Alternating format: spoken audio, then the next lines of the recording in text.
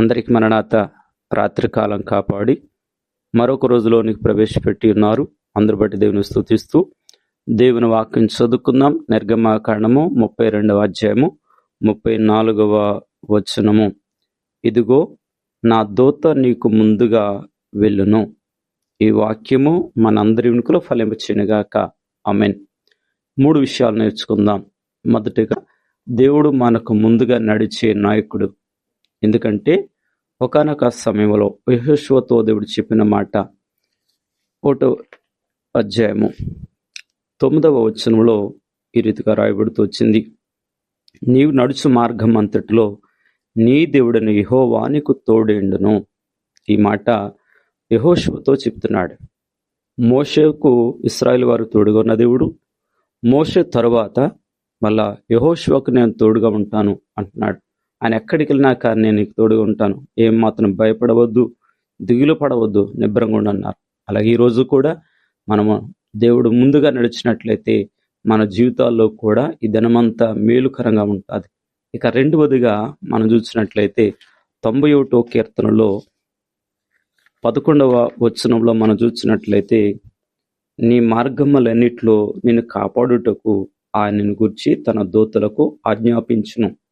నిజమే, ఈరోజు ప్రయాణములో మార్గములో తోడుగా ఉండాలంటే మనం ప్రార్థించుకోవాలి. ఏమని? ఈ దినమంతా మాతో ఉండు ప్రభు అంటే ఆయన ఆపద వచ్చినా కీడు వచ్చినా తన దూతలను మనకు ఆజ్ఞాపించేవాడిగా ఉన్నాడు. ఇక మూడవదిగా మనం జ్ఞాపకం చేసుకుంటే నిర్గమాకాండము 33వ అధ్యాయము 15వ వచనములో ఈ రీతిగా వ్రాయబడుతూ వచ్చింది. ఆయన అంటున్నారు, మోషేతో దేవుడు అన్నాడు, నేను మీతో రానంటే ప్రభా మీతో నువ్వే మాతో రాకపోతే మేము ఇక్కడి నుంచి వెళ్ళమంటున్నారు. కారణం ఎందుకంటే మోషేకు తెలుసు దేవుడు తోడుగా ఉంటే ఏం జరుగుతుందో, ఆయన రాకపోతే ఏం జరుగుతుందో మోషేకు తెలుసు కనుక అందుకే మోషే గారు అంటున్నారు, ఆయన నువ్వు మాతో రాకపోతే మమ్మల్ని ఈ స్థలం నుంచి వెళ్ళనివద్దు అని బ్రతిమలాడుతున్నాడు. అదే నిర్గమాకాండము 33వ అధ్యాయము 15వ వచనంలో మోషే నీ సన్నిధి రాని ఎడల ఇక్కడున్న మమ్మల్ని తోడుకుని పోకుము అంటున్నారు. నిజమే, దినమంతా అడగాలి, దేవా నువ్వు తోడుగా ఉన్నాయా, నువ్వు తోడుగా లేకపోతే నాకే పనులు విజయం ఉండదు.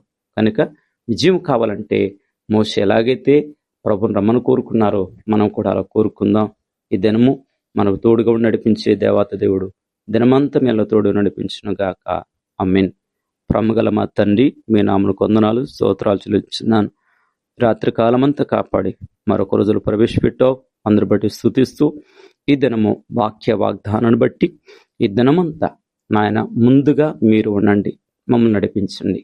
అలాగే మార్గములో నీ దూతలు కావులుగా ఉంచండి. మీకు స్తోత్రాలు అయ్యా. నీ సన్నిధి రాకపోతే మమ్మల్ని పంపించవద్దు. నీ సన్నిధి ఉంటే అన్ని విషయాలు మాకు మేలుకరం ఉంటుంది కనుక అటు దీవెన ఈ వాక్యాన్ని వినుచున్న వారు, చదువుతున్న వారి జీవితాల్లో నెరవేర్చు యేసు నామములో అడుగుతున్నాం తండ్రి. ఆమెన్. తండ్రి, కుమార, పరిశుద్ధాత్మ దీవెన తోడుగుండును గాక. ఆమెన్.